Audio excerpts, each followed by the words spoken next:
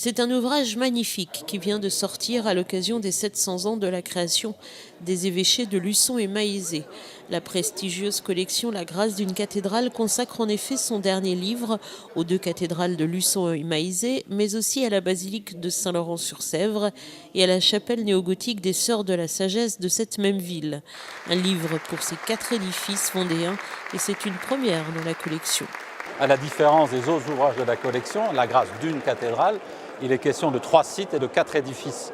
Alors pourquoi ? Parce qu'au-delà du 7e centenaire de la cathédrale de Luçon, évidemment respectable, intéressante, etc., il est apparu rapidement qu'il y a une identité vendéenne à travers des édifices sacrés et qui paraissait intéressant de restituer. C'était l'occasion de le faire et à travers Saint-Laurent-sur-Sèvre et Maillezais, en plus de Luçon, de donner de la Vendée une image homogène par rapport à son histoire et à l'art sacré qui s'y est développé.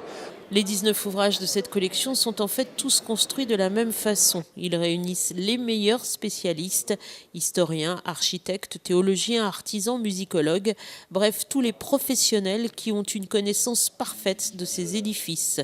Dans ce livre, 47 auteurs sont ainsi réunis, une vraie gageure. C'est ce qui fait aussi l'originalité de cette collection qui est unique en France, c'est que c'est un livre scientifique mais fait par de nombreux auteurs. On n'est pas à demander à quelqu'un une synthèse générale en allant prendre chez les uns, chez les autres.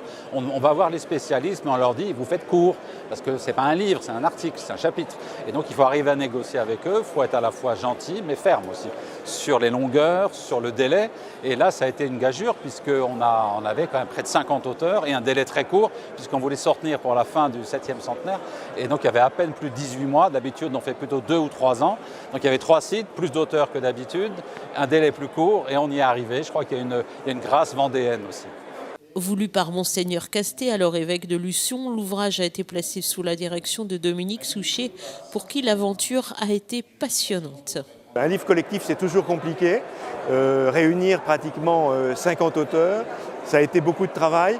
Mais les auteurs ont été admirables parce qu'ils ont respecté le calendrier, il n'y a pas eu trop de dépassements, leurs articles sont d'une qualité exceptionnelle, très, très rigoureux scientifiquement, mais en même temps très abordables, très, très grand public.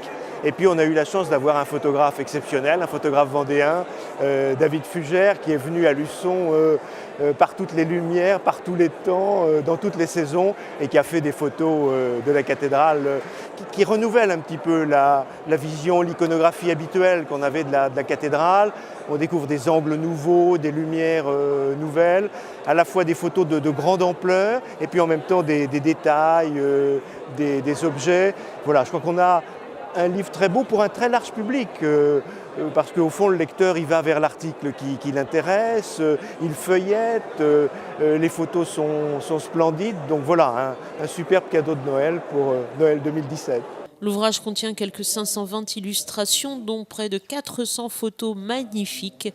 Et pour réaliser cette immense tâche, David Fugère a travaillé de 2 façons différentes. D'abord, j'avais les demandes de chaque auteur pour illustrer leur article. Donc spécifique, le gothique, le roman, les verrières. Et puis sinon, j'ai travaillé plutôt en fonction de la lumière. Comme j'avais 1 an pour travailler, on n'a pas du tout la même lumière selon les périodes de l'année, selon l'heure.